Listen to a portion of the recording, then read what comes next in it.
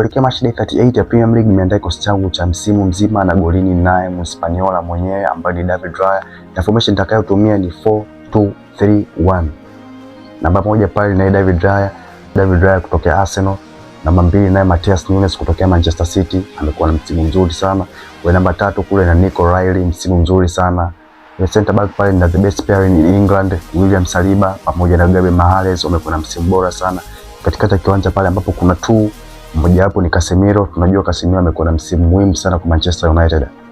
Kwenye mechi ambazo amekuepo na ambazo hajakuepo, unaona tofauti. Mechi nyingi alizokuepo ameshinda, lakini mechi nyingi ambazo hayupo wamepoteza na kudraw, na magoli yake ya heading amekuwa na msimu bora sana.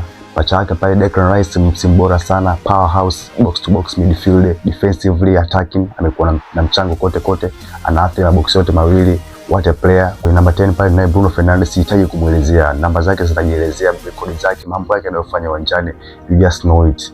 Kwa namba 7 kule naye Antoine Semenyo, namba zake tokea Bournemouth hadi Manchester City, brilliant. Namba 11 naye Ismaila Sarr kutoka Crystal Palace. Kidogo hapa watu wanaweza kauliza imekuwaje Ismaila Sarr, lakini alikuwa na msimu muhimu sana kwa Crystal Palace na namna gani Oliver Glasner alikuwa anamtumia kama tactical weapon. Kwa hiyo amesaidia sana Crystal Palace upatikanaji wa magoli, though magoli yake sio mengi sana, lakini alikuwa na msimu mzuri. Kwa namba 9 pale Brazil mwenyewe Igor Thiago amekuwa na msimu mzuri sana akiwa na GA23, goli 22 na assist moja. Lakini watu wanaweza kauliza mbona hujamchagua Haaland? Haaland amekuwa top scorer na nini na everything, lakini Haaland tunajua class ya Haaland. Tunajua Haaland anaweza kaeka namba zaidi ya hizi hapa. Kwa katika misimu yake bora Haaland huwezi kupika kama huu ni msimu wake bora, japokuwa amekuwa top scorer, lakini we know he can do better than that.